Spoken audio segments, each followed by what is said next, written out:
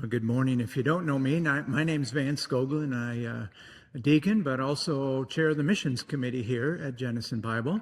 And I'm going to put in a plug before I introduce our missionaries. I know a lot of them, a lot of our missionaries have core groups, what we call them. And it's a small group of people or a large group that gather together on varying different times. And they kind of support the missionary on the field. A lot of times they'll Zoom with them or WhatsApp and have a time with them while they're all over the world and have a chance to pray for them and find out how they're doing. And that's just a great way to support them. And I just want to put that plug in. If you would ever be interested in joining a core group, you can contact myself, my wife, who's in the office, or the missionary themselves and say, I'd like to join your core group. And it's a great way to be in touch and a great way to lift them up and encourage them. And sometimes they go through some difficult times and need a little bit of extra support and a little bit extra prayer. So that's just my advertisement for you today. Think about the core groups. But today we have Andrew and Emily Waters with us, and they're going to bring us an update on their ministry. And they've been at I was going to say, Andrew is the son of David and Robin Waters, who are also our missionaries. And Andrew and Emily went to the mission field in 2024, and we've supported them as a church since 2025. And they serve at the Ramu Valley Academy. And Andrew, I think, does most of the teaching, but I know Emily does a lot in helping at the school as well. They're going to give us an update on their ministry this morning, and they're in the U.S. on home assignment, but they'll tell us they also had a new baby come while they were here. I think that's why you came home, basically. But so please welcome them and maybe greet them after the service. They have a table out in the foyer, and I think we will be blessed in hearing what their ministry is and what they're doing. It's very exciting. So welcome. Let's give them a hand.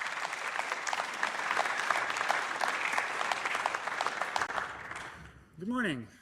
It's nice to be back. It's been a while since we've seen a lot of you. And it's just been encouraging this morning to see so many faces that we spend a lot of time with, and so it's nice to be here. So we just wanted to give a little bit of an update of where we're at, and also talk about what Ramu Valley Academy is as a school. There may be a lot of you that don't know what that is. And so I want to give a little bit of history of the school and talk about what that is, and then share a little bit about what our part is there as well. I kind of did that already. Okay, this is our team of teachers. We're pretty small staff, but the school is also small. We have about 80 students across grades 7 through 12. And Ramu Valley Academy is a school for students from remote locations in Papua New Guinea. All of these students are Papua New Guinean citizens who live in areas of the country that are very hard to get to. It's a 6-year discipleship program raising up the next generation of believers. The students are children of people who are in a church that Ethnos 360 has planted.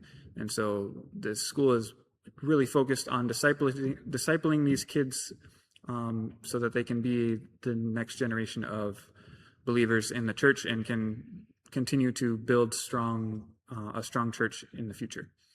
We have 7th through 12th grade, 80 students. I teach advanced math and physics. Emily manages the guest house for any visitors that we have come and visit the school.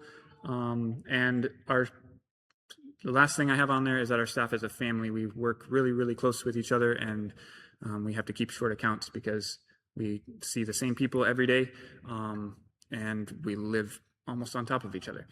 So one family that I wanted to introduce here is Bill and Kelly, the next to me here. They are the founders of the school, and So I'm going to talk about a little bit about their history and the church that they planted, because most of the students that we teach are coming from the church that they specifically went in and planted and the believers that they have worked with for years. And when I talk about Bill and Kelly, then it's easier for me to say their names than to try to refer to our boss every time. So that's why I wanted to say that. So in 2003, Bill and Kelly moved into Papua New Guinea the same year that my parents moved there. So I grew up with their daughters. We lived in the same area for a long time, so I've known them for a very long time. In 2004, they moved into a tribe called Itutang, while my family went to the highlands, so we kind of split paths there. And then they spent the next 10 years working in the tribe of Itutang, working to bring the gospel to the people and to plant churches. They learned language and culture, and then once they were believers in the first village that they started in, then the church started to expand, and the believers wanted to have outreaches to other villages in the same language group. And so in 2013, there were 10 villages in the language group, and 9 of them had churches. And so now in 2013, they Bill and Kelly got to the point where they felt like there wasn't much more that they could do in the tribe because the church was kind of taking responsibility. And so they moved out of the village and started investigating other ways that they could help the people that they had a heart for. And one of the ways that the church asked for was that they would have a school for their kids.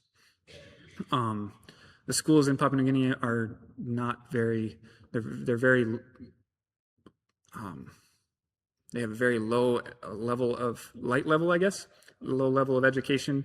And they, especially in the remote locations, the teachers that come to the schools in the remote locations are the ones that don't want to be there. And so then they are smoking and drinking while they're trying to teach, and just sometimes, some days they don't even show up. And so the kids are just left in a classroom with no teacher. And so seeing that the church wanted to have somewhere for their kids because they recognize the need for the future. And the school that their kids had access to was not going to bring them into the future very well. So that was the goal. In 2019, Ramo Valley Academy was started with just 7th grade. And since then, we've brought in new 7th graders every year as the kids age up. And we started our first grade 12 class last October. And so this October will be they will finish their first grade 12, and we'll have our first graduation in December. If you're not familiar with Papua New Guinea, this is Papua New Guinea. It's just north of Australia, and on the northern coast there, you might be able to see some larger letters that say Madang. That is where we are located. I can try to point it out here. Madang here. The students are coming from this greener area here. It's very remote. It's really hard to get to. It takes them about 2 days to get out to where the school is. Hiking and boating, and then a long car ride as well. So we have a boarding school. The boarding area, we call it Grace Place. And this says October to 2024 to April 2026. That's kind of how long we've been there. But I'm mostly going to talk about what's happened in the last year from September up to now. So September is Papua New Guinea's independence, September 16th. And last year, we had the opportunity to go and put we sang a song in front of the whole province. Our students did.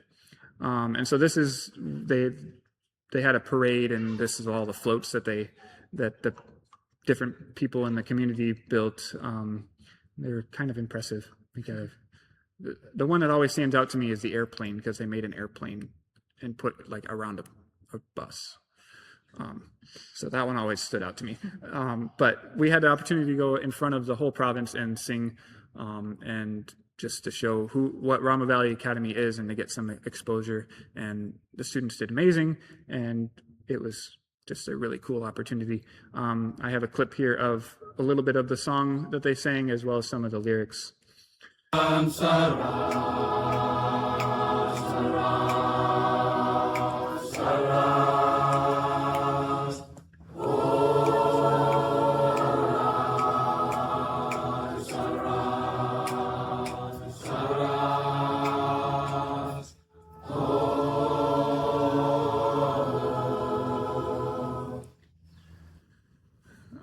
And that school was actually, or this song, sorry, was actually written by Kelly and then performed by our students in front of the whole province, including the governor and a lot of the politicians as well. Next, oops, too far. The next thing that happened, still in September, I believe, is we started building our science and computer lab. And then we also had a visit from Mr. Kalai, who is he is the head of the Teacher Service Commission. And our goal another of the goal with our school is to employ Papua New Guineans so that it's not just Americans, white people that are running the school, but to have it eventually work ourselves out of a job so the school is run by Papua New Guineans. And to do that, we need to employ Papua New Guineans. And so the TSC, Teacher Service Commission, is kind of like the union, a teacher union, but it's for the whole country. And so he came out to check out our school and make sure that we were doing all the things that we're supposed to. And he was very impressed with the school and approved everything so far. So in October, we had our first set of exams with the national school system. Before, we had been teaching basically homeschool curriculum, and we had done some exams with that. But now we are recognized by the government as an official school, and so that means we have to take national school exams. And so in October of 2025, we took our first exams. This was our grade 10 class at the time. They only take exams grade 8, grade 10, and grade 12. So our grade 11s didn't have to take them. And so the students did really, really well, a lot better than we were anticipating. And we even had one of our students, the one on the far right here, his name is Wayne. He scored in the top 1% in the whole country. So that was really good encouragement that we're kind of doing the right thing in the content that we're teaching. So yeah, that was really cool. We also started bringing in the next 7th grade class. That would be the current grade 7 class. And Emily, you can see Emily here with some of the other teachers packing totes that because they're boarding, then we give them all a tote with toiletries and a backpack and some of the essentials that they need to live at our Grace Place, our boarding area. And we do that every year, and our students have sponsorship money that goes toward that as well. And then first day of classes for 2025-2026 is in October. Almost every morning we do a lineup where we will do roll call basically with the whole school, and a lot of times we'll do that in front of the flags here. This is also 1 month since the last picture of the science building, and you can see we already had the rafters up. The building went really quickly. In November, my science stream students, so these 4 students are my advanced math and physics students, and New Tribes Mission Aviation gave them a internship, about a 2-week internship with the aviation program, 2 of them working with mechanics and 2 of them working with flight. And so we had 2 students that actually had the opportunity to go in the simulator and fly the plane, which was kind of cool for them. It's kind of the first time that any of them had seen some of this stuff and the technology, and so that was really cool. And they were really excited. Morris, the boy on the far left, actually did better in the simulator than any of our missionary students as well. So, yeah. Yeah. Another thing that we had a visit from the Madang governor. And this is actually the 2nd time that he's come to our school. The first time he came and was really impressed and actually committed 50,000 kina to the school. And sometimes when people say that, we don't know if they're going to come through with it or not. And so this 2nd visit, he came out and actually gave us a check for the 50,000 kina. So that was, 50,000 kina in US dollars is maybe $12,000. But for Papua New Guinea, it's the equivalent of $50,000. Like it was a very large sum of money. And that funded our next building project that I'll have on another slide in a few minutes. So we're really thankful for that. And we're thankful for the publicity that we've had with different government officials and the schools, because it allows our students to have a lot more opportunities than would normally be seen. Here's a quick quote from one of our 11th graders. My goal is to become a nurse and serve others, mostly to help the people in the rural areas and tell them about Jesus and his work on this earth. I will tell my parents about the one who helped me, parents. I mean, she'll tell her parents too, about the one who helped me to reach my goal. Yeah, just the impact that the gospel is having on these students has been amazing.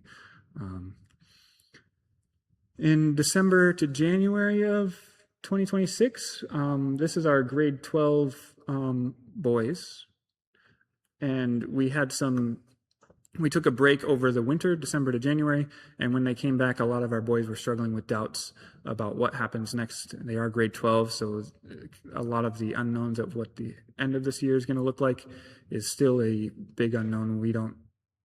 We as teachers don't have a lot that we can tell them because we haven't done it yet either. So they were really struggling with a lot of doubt, and just they've come had a lot of encouragement, and we were able to encourage them a lot in that, just to be able to trust God, because God is the one who is going to have the plans for them and know what's going to come next. And so they're doing a lot better now, but it was definitely a rough start of our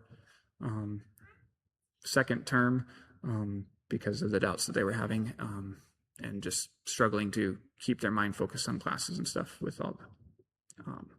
So that's something that you can be praying for as we come up to graduation, and what the future holds, because we as teachers don't even know what that is going to look like for them yet either, because this is the first time that we've had this class. So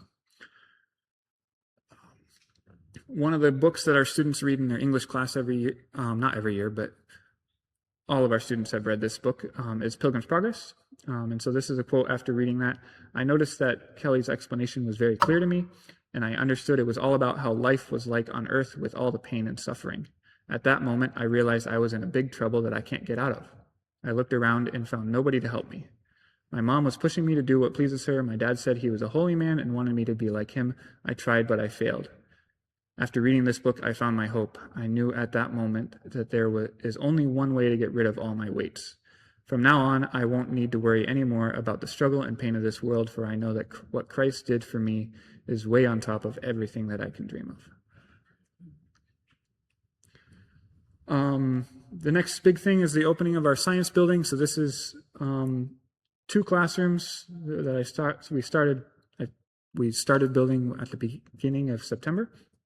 On the left side is a science lab we don't have all of the equipment, but it has the hookups and ability to have all of what we would have in a science lab here. And then on the right side is a computer lab, and we've been supplied with like 40 laptops, I think, that our students are able to build computer skills on.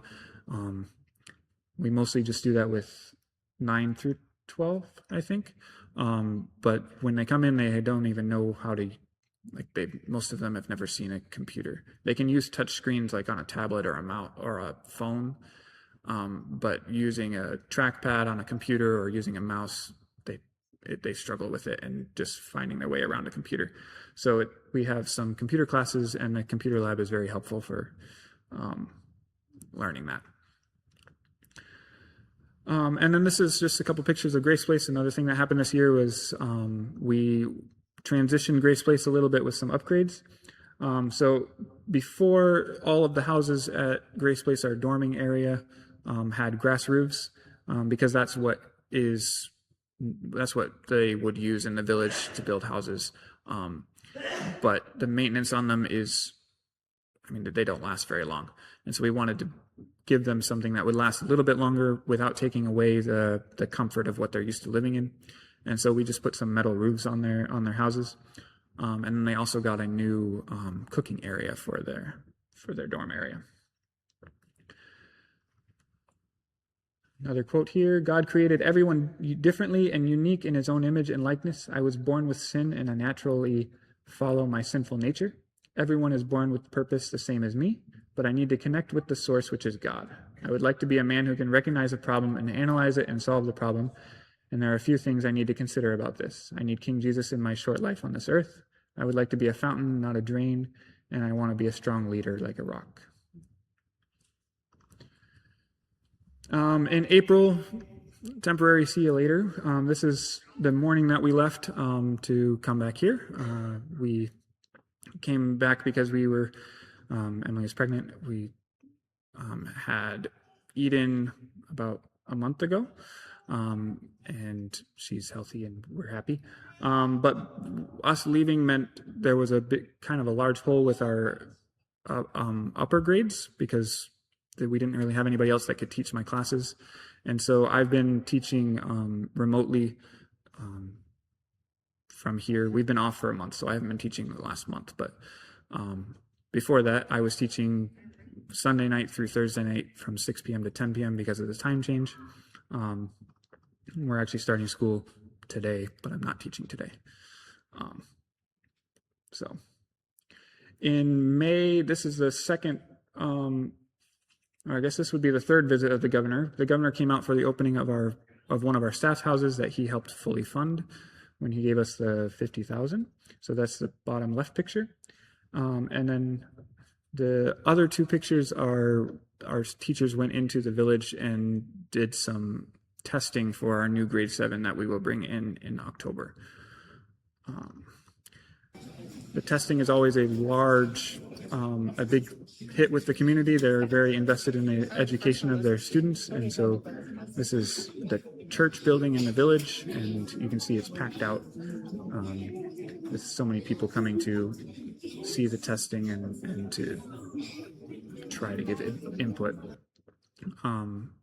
I'm not sure how many students we had test this year, but I know last year we had about 50 students come to test and we only take about 10 of them. So it's a pretty big deal for the community. And then a month ago, we just went on school break and the students all went back to their home. And part of an issue that came up with the testing is a lot of parents really want their kids to get in. And so we enforced an age limit this year, and there was a lot of parents whose kids were over the age limit and weren't happy about it, and that caused some issues. And so sending our students back in to be a light in their community and just to work with the different families and to show them that the age limit is important, and that this is the way that the school is working, and just to work on community relations, I guess.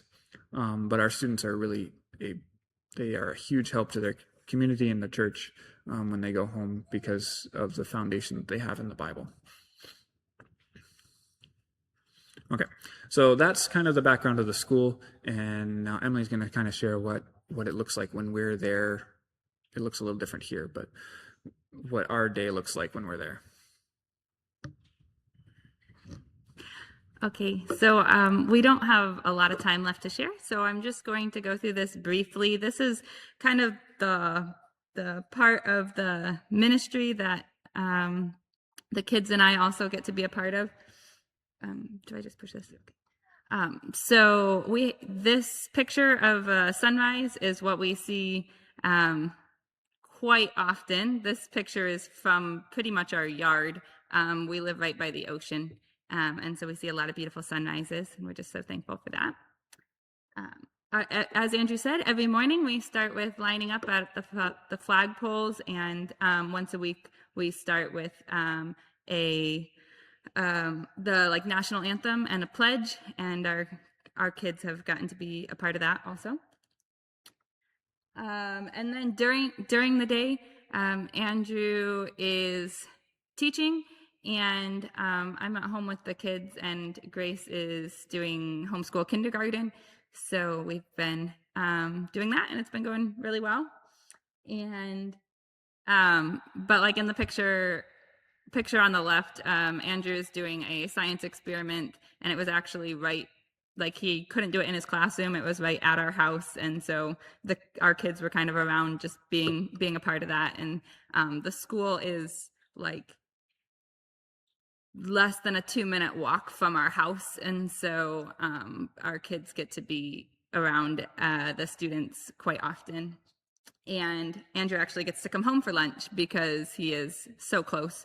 And so we just really enjoy having him around and enjoy having our family get to be a part of what's going on at the school. And then at the end of the school day, there is work detail time. And this is when the students have about 15 minutes to just get the school cleaned up at the end of the day. And our kids love participating in that as well. And then when that's all over, before the kids go home, they do something called calaboose, which is a word for prison. And it's when one student from each class is, I don't know what you call it, metaphorically trying to get their class out of calaboose, out of prison. And to do that, they need to share something that one interesting thing that they learned that day. So this is a way that they can practice their English and share with the rest of the school one interesting thing they learned. And Grace enjoys participating in that as well. And then after school, we have many different things that our family gets involved in. We host a game night, and we participate in sports and with the students. And Andrew is also helping our students lead worship on Sundays and for a Wednesday night program also. So I'll let you finish, and then maybe we can just leave the prayer requests up there because we don't have a lot of time to go through all of them. Okay, so this is just what we're doing in the States these few months. So I'm continuing to teach 6 p.m. to 10 p.m. Sunday through Thursday nights. And Emily had been doing homeschool. I think we're on a break at the moment for homeschool. And then this month, starting this week, we're traveling between Michigan and Ohio, speaking at a number of different churches. And we're also just waiting on a passport for Eden. We sent in the application right before we came out here. Oh, is that better? Okay. So then the next question is, what does our return to PNG look like? We're waiting on a passport and visa for Eden. When she was born, they told us that we were going to be 4 weeks for the birth certificate, which we needed for the passport. And that would have been while we were here. So we were really thankful that we actually got the birth certificate a week early so that we could send in a passport application. And so right now we're just waiting to get the passport back for that. We have exams in October, and I would really, really like to be back before that to help my students study. This is going to be our first grade 12 exams. And so I want to be able to help my grade 12 students study for their exams. And then we have graduation in December. And that's about it. I can put that up there, I guess. If you have any questions, we'll be in the, I have a small table we got updated prayer cards that have Eden in them. So if you'd like one of those, they're on a table in the foyer, and you're welcome to ask questions. We'll be out there after the service. Thank you.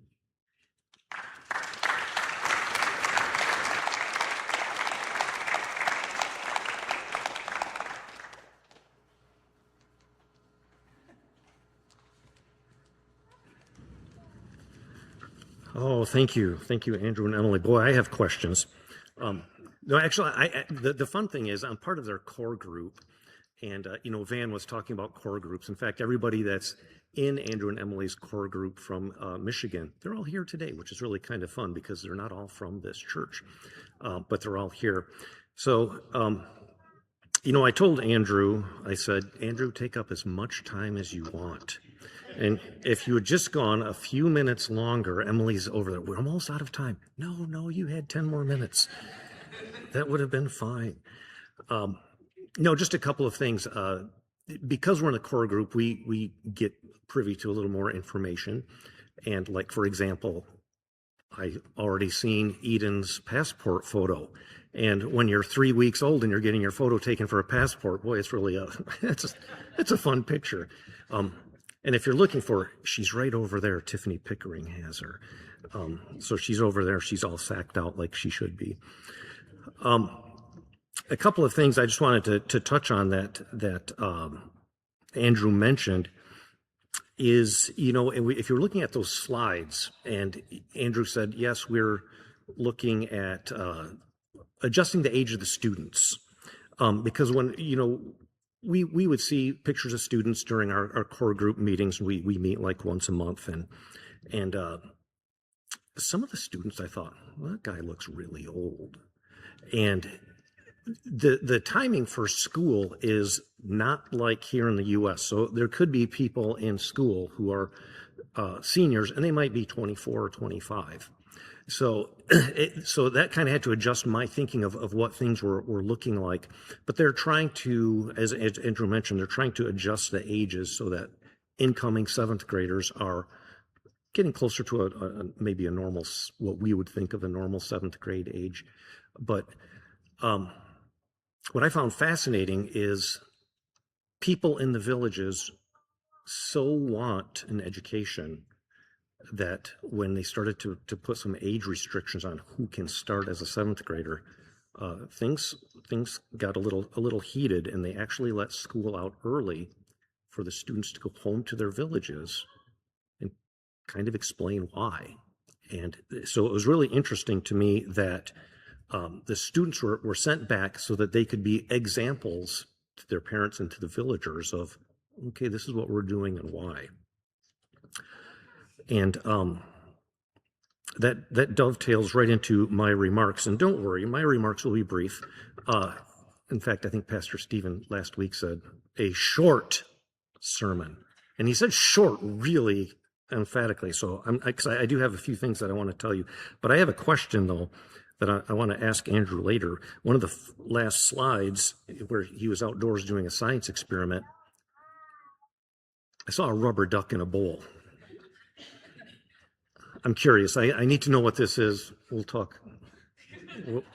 We'll talk later. But just a few remarks that I'd like to make this morning that I think kind of tie in with everything Andrew's doing, and Andrew and Emily both in Papua New Guinea. And they come from 1 Timothy. And Sherry read 1 Timothy 4:7-16 for us.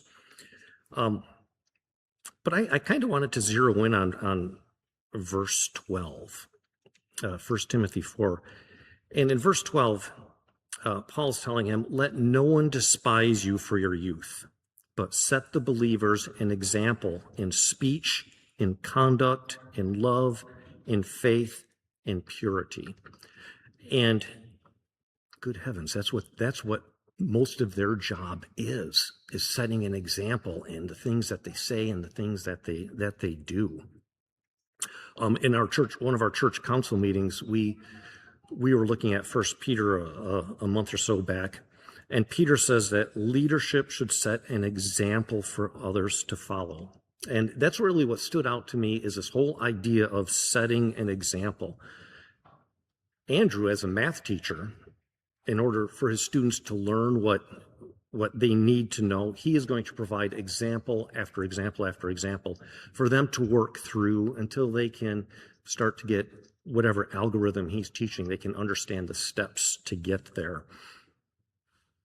But he and Emily don't just stop at the classroom. They have, as you saw in the slides, they have people coming in for game night, just to hang out for music times. They are an example all the time.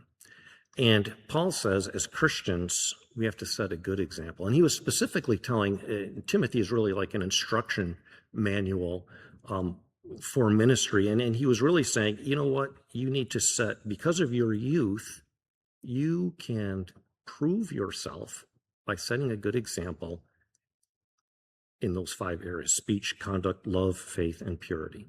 Well, I've got about 10 minutes for each of those 5 things, so buckle up. No, kidding, of course. No, I'm not. I actually want to just talk about being an example in speech and an example in conduct. Andrew is a teacher. I'm a teacher.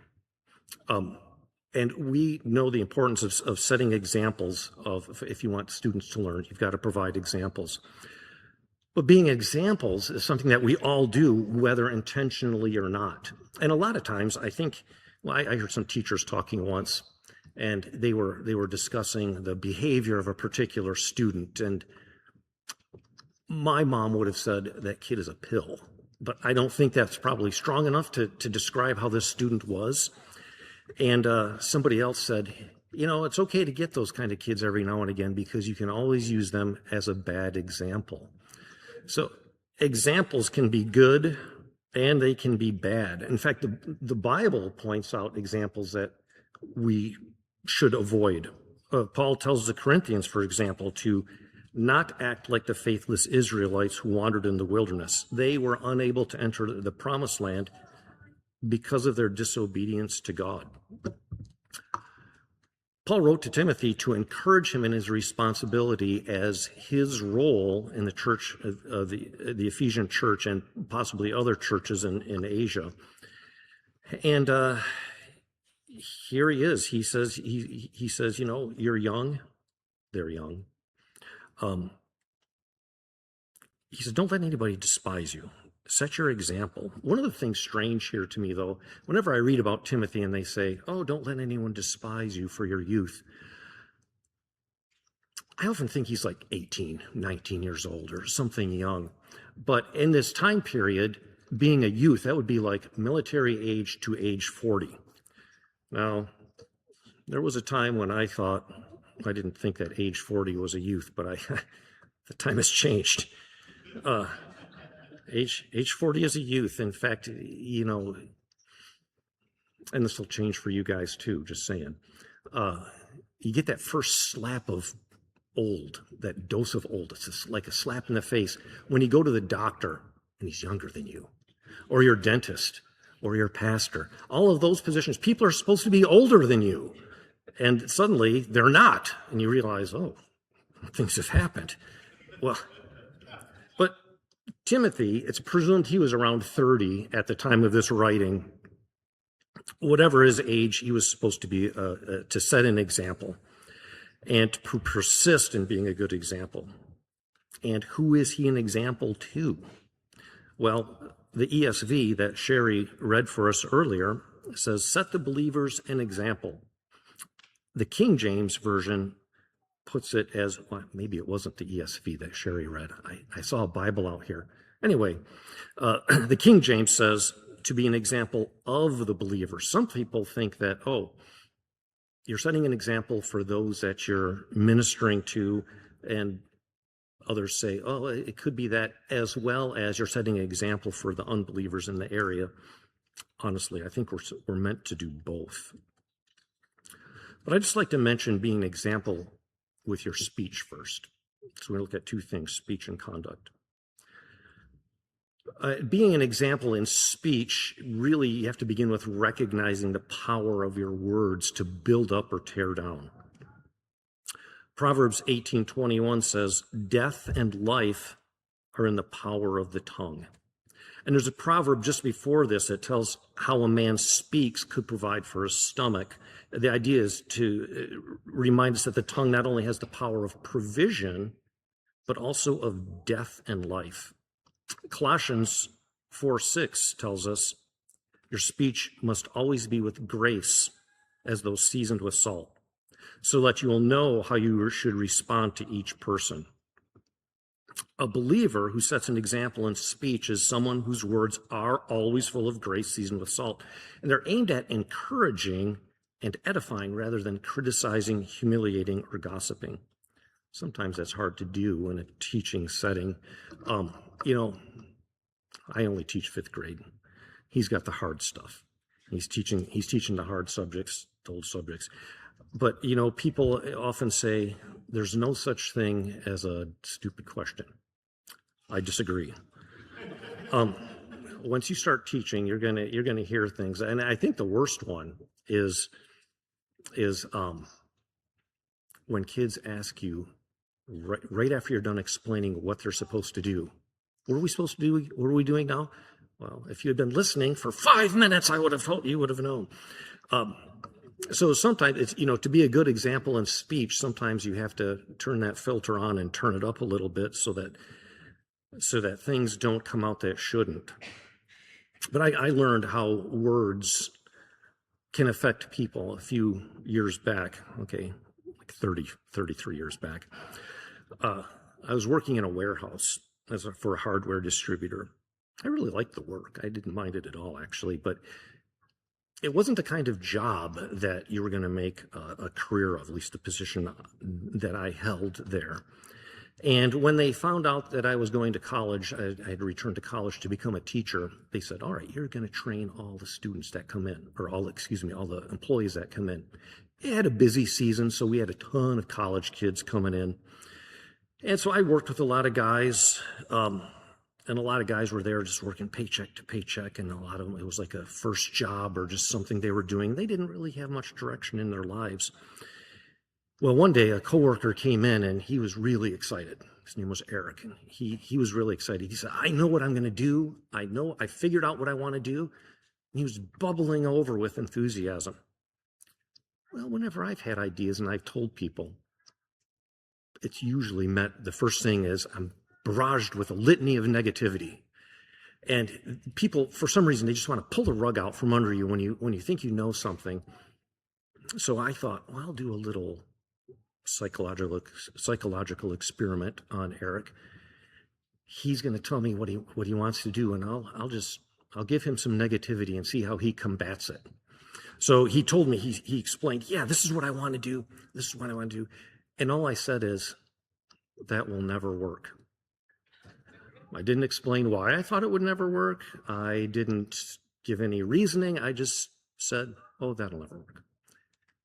The result wasn't what I hoped for. Because I thought I wanted him to say, well, it will work because I'm going to do this and this and this. He wanted to raise Dalmatians for sale, by the way. That was what it is. So maybe I helped him out. But my words were not encouraging.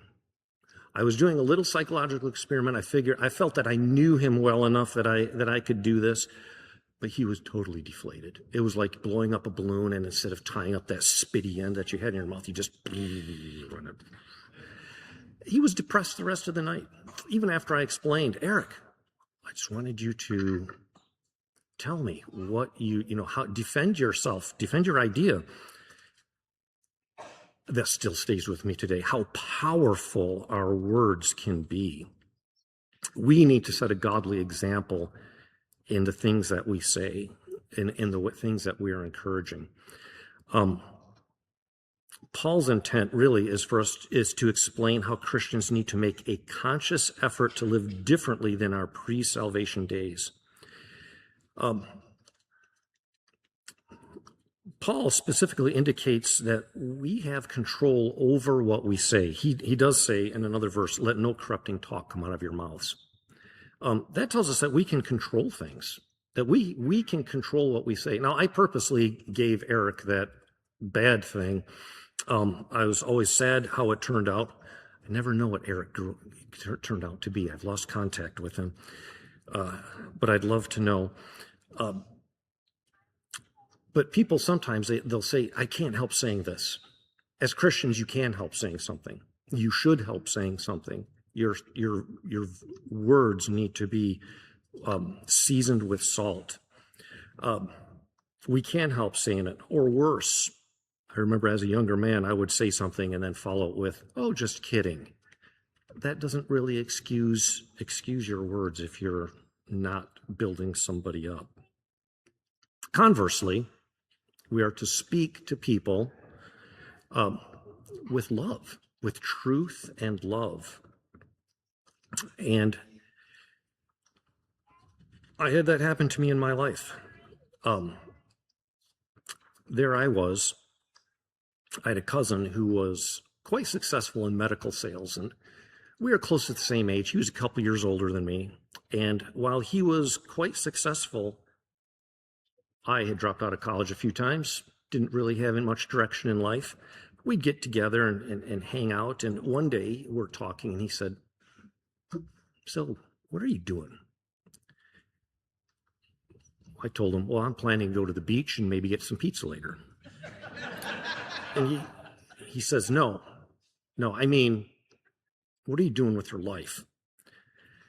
So he was about to speak to me truthfully and with love, because he saw that I was in my late 20s at the time, and I wasn't really doing much with myself. And, so we talked, and I said, "Well, I don't really know what to do." And he said, "Well, you should probably sit down and make a choice. You should probably pick something to do, because you're getting old and time is wasting." So his words were spoken in love, sort of. But depending on your relationship, you can get away with things like that. But that set me to thinking, and it actually spurred me to action. I sat down and I started to think, "What? I should do something. I should do something more than this hardware job." And I actually drew out a matrix and of things that I was interested in. I wrote pros and cons, and I went through a little process, and that actually propelled me to return to college for a teaching degree. And but interestingly, over time, my cousin and I, we don't see each other like we used to, but a few months back, we were chatting, and I mentioned this incident of his words to me. He didn't even remember it. His words, though, had a power in my life. It actually changed the direction of my life and what I became. So your words, we can build people up, we can make a difference in their life, and we can tear people down. Sometimes unintentionally, but as Paul mentions, we have control over what we say. Second thing was being an example in conduct. Paul told Timothy, "Be a good example in conduct." Proverbs 20:11 says, "It is by his deeds that a boy distinguishes himself, if his conduct is pure and right." And that's pretty self-explanatory. It means, your walk, not just your talk. Conduct is described as a standard of personal behavior, especially as based on moral principles. We've all heard the phrase, "actions speak louder than words." In fact, Andrew alluded to that in his presentation when one of the local politicians had pledged money to their school and then actually came through with it. It's something that doesn't always happen. The whole idea is what you actually do is a more accurate indicator of your true intentions and character than what you say you will do. And it's usually used when someone's behavior contradicts their statements. In 1616, the English clergyman Thomas Drax compiled a book of Proverbs, and he includes this phrase: "Deeds are fruits, words are but leaves."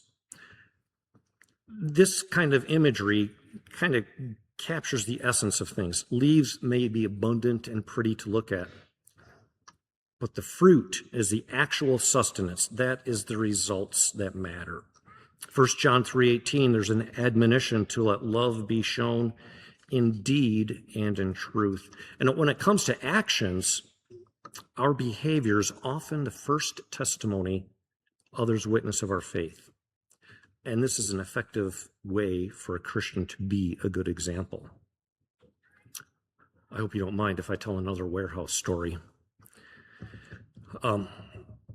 As for Christians, your behaviors, just what people see, can make or break your testimony.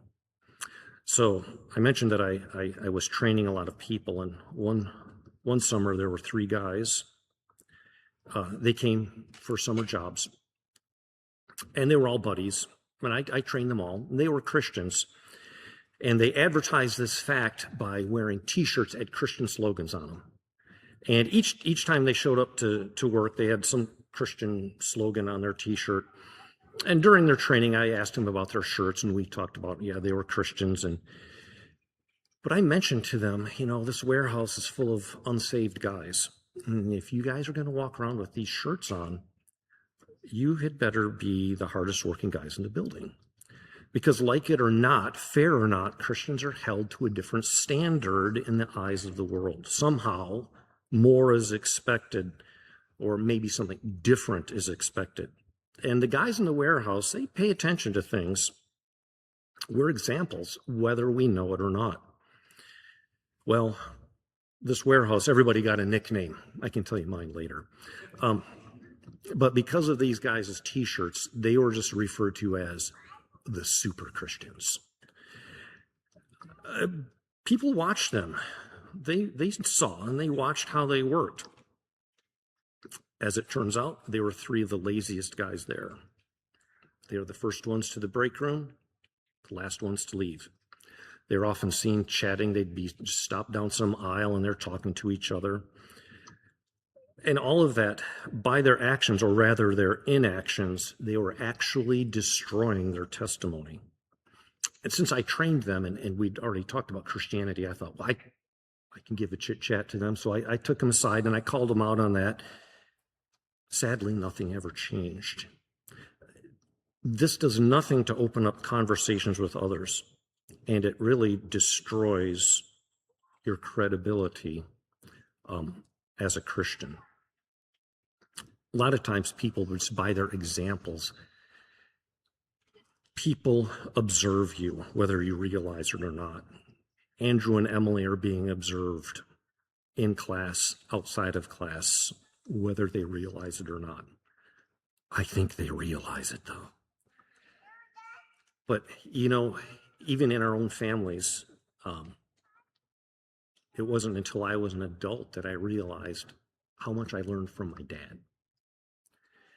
He didn't sit me down and say, son, this is how you should be. This is what you should do. Those lessons are necessary to be sure, but it wasn't until I was much older and I began to reflect just how much I learned by watching him interact with other people. So my dad had a business. He and my uncle owned a television store in Wayland. This was back in the days when televisions were like furniture. And you actually had them repaired. You just didn't chuck them in the trash and go to Walmart and buy the next one. They were big. And working at his store after school, that was my job, my after school job for growing up. One of the things I realized, because I'd be in the store, I'd be out on the road helping with service calls or putting up antennas on houses. And so I got to see my dad interact with people a lot. And I just realized that whoever came into his store, it didn't matter if they were a poor farmer, mud caked over their boots, or some attorney drives up in the latest luxury car, whether they had teeth or not, didn't matter. Nothing mattered. They were all people, and they were all treated exactly the same, with respect and friendliness. My dad never pulled me aside and said, son, you have to treat everyone with respect no matter who they are. He didn't have to say it. I saw it. I saw his example. Sometimes you don't always know that you're being an example, but you are. And people will reflect on that later. My grandfather was a spiritual example in my life. Grandpa Jager. Somewhere in this church, one of the hymnals will say inside, in memory of Grandpa Jager. Oh, that one was from me. He never sat me down and gave me lessons. That was me watching him again. In fact, when I think back, Grandpa Jager passed away, I think, when I was 19. But the two images I carry with me all the time. Him sitting in his chair reading his Bible. Him standing at a sink washing dishes, singing How Great Thou Art. He sang while he did things. After dinner, he would sit down and he would read his Bible. He never said, this is what you should do. He showed by his example. You know, I think we can all think of influential people in our lives, whether relatives, friends, or teachers. You know, just on Friday, we said goodbye to Alan Faber.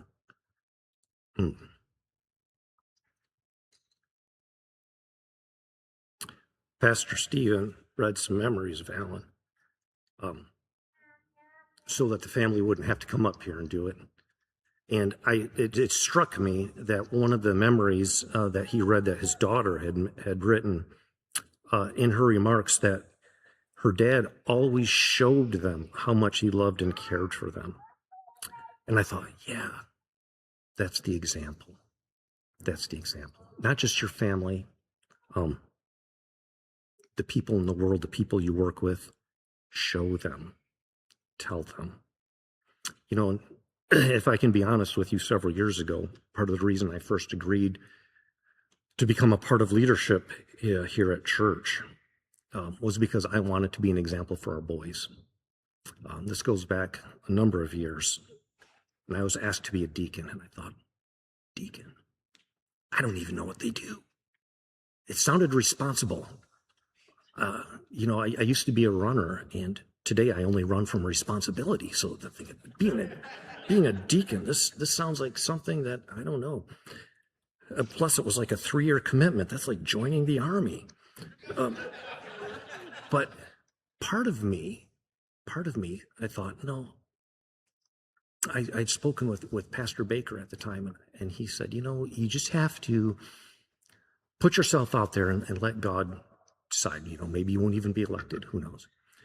And I thought, well, I want to be an example for my boys. I don't want to shun this opportunity if I'm being asked, but I want them to grow up and think, oh, yes, when you get involved in a church, you put yourself out, you participate, you do things. I didn't really want to be a deacon, but I wanted to serve God, and I wanted to be an example. So that's actually kind of why I'm here now doing this, what I'm doing. Anyway, looking at the clock on the wall, I promised a short one, and now I've already gone too long. Andrew, you should have just taken up all the time. It would have been fine. But I would like to end with a verse. So, by the way, me saying I would like to end, this would be the equivalent of Pastor Stephen saying, worship team, won't you come back up here? But I'd like to end with a verse, and I usually write this verse in graduation cards. And I chose this verse because I think a lot of times people don't really know what they want to do, and sometimes I don't think that matters. What matters is this. It's Colossians 3:17. It says, whatever you do in word or deed, do everything in the name of the Lord Jesus, giving thanks to God the Father through him. We need to be an example that others would desire to imitate.